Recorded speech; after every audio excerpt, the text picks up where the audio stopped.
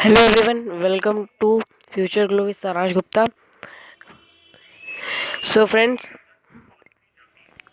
as Saraj Gupta, I have explained this chapter India at Play.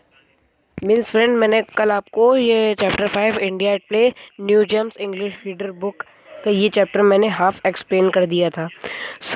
मैंने कबड्डी तक इसको explain कर दिया था। यहाँ तक देखिए, मैंने यहाँ तक इसको एक्सप्लेन कर दिया था।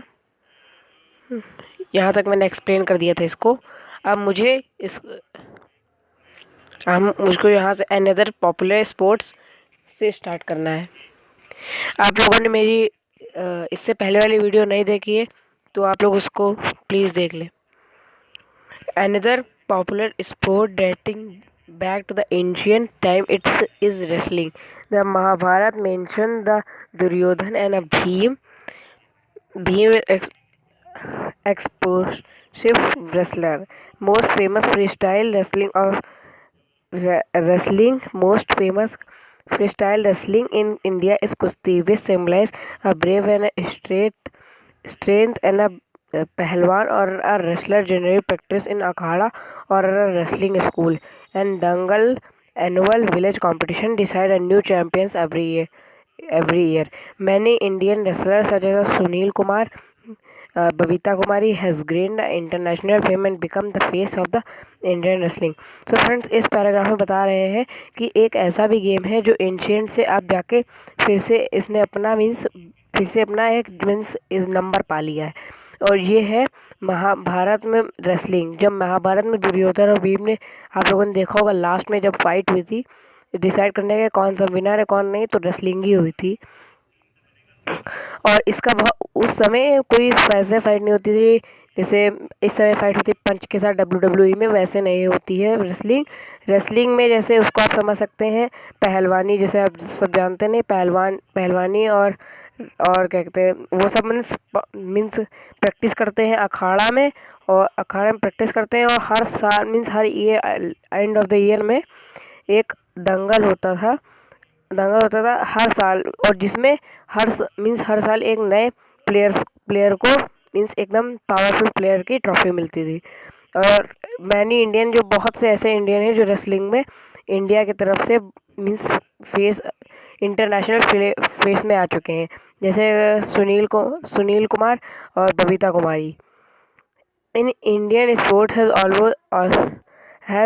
has a role in the celebration of festival. The kite flying or patangbazi played in a professionally by the nobility during a medieval time now mark many joyful occasions in India. The International Kite Festival is held every year in Gujarat during Makar Sankranti. On 15 August, the sky is dotted with the kites as people celebrate Independence Day. तो friends, इस paragraph में यहाँ तक बता रहे हैं independence day तक कि हर इंडिया में एक ऐसा स्पोर्ट्स में रोल है जो सेलिब्रेशन में काम आता है, जैसे काइट फ्लाइंग, उसको हम लोग हिंदी कहते हैं पतंगबाजी। ये एक प्रोफेशनली गेम है जो सब लोग खेल सकते हैं, सब लोग खेलते हैं। और आप लोगों को ये ऐसे कुछ फेस्टिवल्स के नेम कमेंट में लिखना है जो जिस ओकेशन में हम लोग काइट उड़ाते हैं, काइट फ्लाइंग करते हैं। और इंटरनेशनल काइट फ्लाइंग हर ईयर हेल्ड होती है गुजरात में मकर संक्रांति के टाइम। इस लाइन को नोट करना होगा। ये फ्रेंड लाइन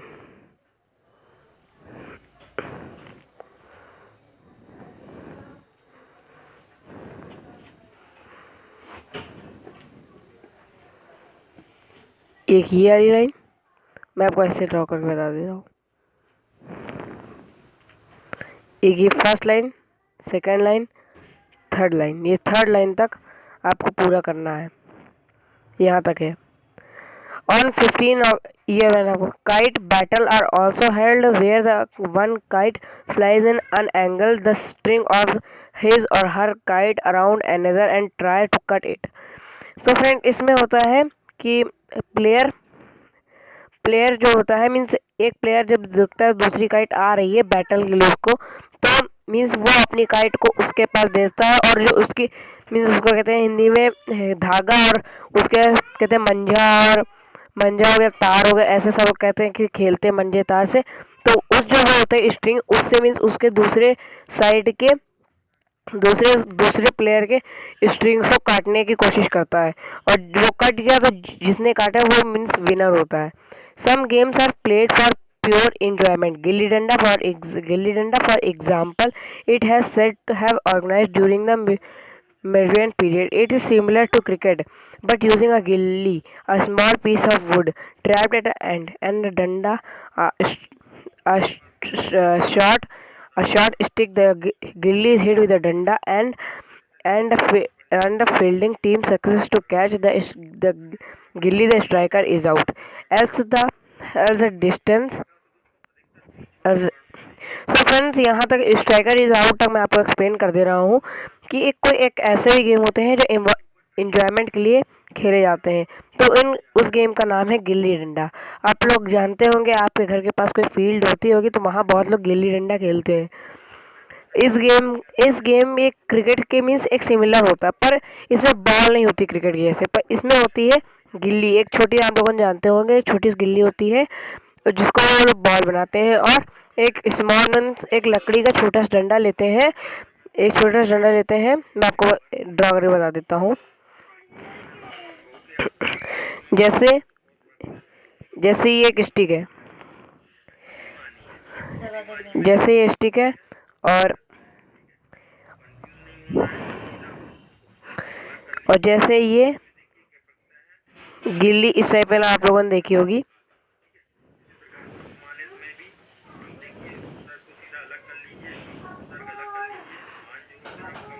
आप लोगों ने देखा होगा गिल्ली इस टाइप की होती है, छोटी सी, ऐसे छोटी सी ऐसे बनाते हैं सब लोग, ऐसे छोटी सी होती है। अब जब ये डंडे का इस साइड पे पड़ता है, मीन्स इस साइड पे जब पड़ता है तो ये गिल्ली जो होती है मीन्स ऊपर जाएगी, जैसे राउंड खा के ऊपर जाती है। तो इस डंडे से मीन्स हिट करते हैं, जैसे क्रिकेट में करते हैं। क्रिकेट में बॉल डाली जाती है, पर इसमें बॉल डाली नहीं जाती है। फिर जब इसे हिट करते हैं तब ये जाती है, और जैसे क्रिकेट में कैच लिया जाता है उसी तरह कैच कर लिया जाता है। और जैसे मीन्स एक फील्डर ने कैच कर लिया तो जो स्ट्राइकर होता है मीन्स बैटिंग पे मीन्स होता है वो आउट हो जाता है। और जैसे कैच नहीं कर पाए और गिल्ली होती है वो गिर गई, तो जो डंडा है उस मीन्स स्मॉल स्टिक जो, उससे फिर उसको मेज़र किया जाता है। और जितने मीन्स और जो एल्स डिस्टेंस, उसके आगे हम लोग पढ़ते हैं, else the distance between the starting point and where the गिल्ली land is measured with a डंडा। so friends, जो मीन्स जहाँ गिल्ली गिरती है वहाँ से फिर डंडे से उसको मीन्स मेज़र किया जाता है, जैसे मैंने अभी बताया। Which team with the highest score wins? A very popular game among the rural India. It is also played in the Nepal, Dandi Bolo and Iraq, Alka Dokle। So friends, इस game को ऐसा नहीं, ये means जिस team के पास जैसे cricket में higher score होते हैं वो जीत जाता है, जैसे क्रिकेट में होता है, हर गेम में होता है ऐसे। और ये गेम हर सिटी में, हर विलेज में ये पॉपुलर है, मीन्स एक इंडिया में बहुत पॉपुलर है। और ये ऐसा ही गेम नहीं है जो खाली इंडिया में खेला जाता है, ये एक नेपाल में खेला जाता है जिसका नाम है डांडी बोल, नेपाल में डांडी बोलो, एंड इराक में इसका है अलका डोकले। इराक में और नेपाल में भी इसको गिल्ली डंडा खेला जाता है। Another game popular among the children is Sitpu. Similar yet tricky. It is tests the player skill at a balance and aiming. The number grid is drawn on the ground. A number has to toss a stone on a marker on a number square and the top of one leg from one end to the grid to the other and back again without losing the balance. This continues till the player reach the last square and complete the lap successfully. The game is played as the hop stroke in England and crash court in France। Means एक एक और game है popular means children में popular है, ये सितपू है। Means हर आप village में इसको और कहीं कहीं आप लोग देख सकते हैं इसको देखने में। ये गेम बहुत ही पॉपुलर है और ये थोड़ा सा ट्रिकी है और इसमें प्लेयर के बैलेंस देखा जाता है कि वो कितना बैलेंस कर सकता है और उसकी एम कितनी अच्छी है। इसको कहीं उस पर टेबल वेबल पे नहीं किया जाता, इसको ग्राउंड पे खेला जाता है। मीन्स छोटा थोड़ा सा बड़ा ग्राउंड हो उस वहाँ पे इसको खेला जा सकता है। और एक स्टोन लेना है और उसमें नंबर लिखने। अब आपको उस स्टोन को एक एक नंबर की तरफ फेंकना है। जैसे ये देखिए आप लोग, ये देखिए 1 2 3 4 5, ये आप ज़ीरो नहीं है, ये एक स्टोन है। इसने स्टोन फेंका, अब इसको इस पे आना है। ये बैलेंस चेक कर रहे हैं। अब इसमें जब तक ये प्लेयर लास्ट स्क्वायर तक नहीं पहुंच जाता है और मीन्स लास्ट स्क्वायर तक नहीं पहुंच जाता है तब तक ये सक्सेसफुल नहीं है। जब इसका बैलेंस के साथ ये लास्ट स्क्वायर पहुंच गया तब जाके ये सक्सेसफुल जाएगा। और इस गेम को भी खाली इंडिया में नहीं, इंग्लैंड में और फ्रांस में भी खेला जाता है। सो अब हम लोग आते हैं अपने next paragraph. Most of these games require a full involvement of one body and mind. However, a game like a chess can only be won with a station of mind. Today, the India prides itself on the feat of from a world chess championship. Vishwanand Anand and the Grandmaster Kirnu Heppo. Incidentally, the pride also lies in the fact that the game is said to be organized in India. The ancient texts like the Ramayana and the Mahabharata call the game शतरंज। So friends, यहाँ शतरंज तक मैं आपको explain कर देता हूँ। Means हर game में आपका माइंड चेक किया जाता है, बॉडी चेक की जाती है। पर कुछ एक शतरंज मीन्स चेस एक ऐसा गेम है जिसमें आपके माइंड की शार्पनेस चेक की जाती है कि आपका माइंड कितना शार्प है। और ये इसे आज इंडिया ने इसको दिखा दिया है कि चेस में इंडिया कितना आगे। विश्वानंद आनंद हो गए और ग्रैंड मास्टर हो गए, ये सब लोग आज इंडिया को बहुत आगे ले गए हैं चेस में। आज ये लोग एक इंटरनेशनल फेस हैं। और ये भी कहा ये भी एक फैक्ट है, ये चेस भी इंडिया से ही रिलीज़ हुआ है। और इस गेम को रामायण में और महाभारत में चेस नहीं शतरंज कह के बुलाते थे, शतरंज कह के बुलाते थे। और अब हम आगे बढ़ाते हैं। According to the Firdaus Persian poet Firdaus, an Indian king sent the shatranj board to the king of Paris from where the game spread to the world. तो इसमें फ्रेंड्स बता रहे हैं कि एक फरदूस एक पोएट था, उसने बताया है कि एक इंडियन किंग ने चेस बोर्ड भेजा था फ्रांस के पेरिस के किंग को शतरंज बोर्ड भेजा था, चेस बोर्ड, जहाँ से ये शतरंज चेस गेम स्प्रेड हुआ। अब हम लोग अपने लास्ट स्टैंडा पे आते हैं, पैराग्राफ पे आते हैं। Sorry, these traditional games are scientific part of the cultural heritage. We play them to exercise our body and mind, to rest, to test our skill, and most importantly